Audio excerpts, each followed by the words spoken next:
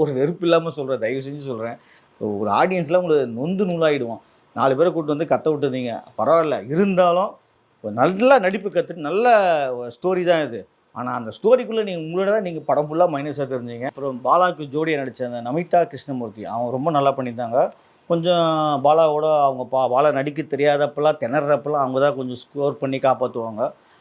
அவங்க அந்த love feeling பண்ணுற சீன் ஆகட்டும், அவங்களும் பாலசக்திவேல் இந்த பக்கம் அர்ச்சனா ஒரு அந்த காம்பினேஷன் லவ் போயிடுச்சு. இந்த பக்கம் இவங்க லவ் போகுது.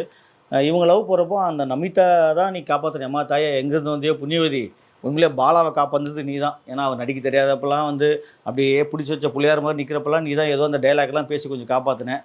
இந்த படத்தோட இயக்குனர் ஷெரீப், அப்பா ஷெரீப்பு கரெக்டு.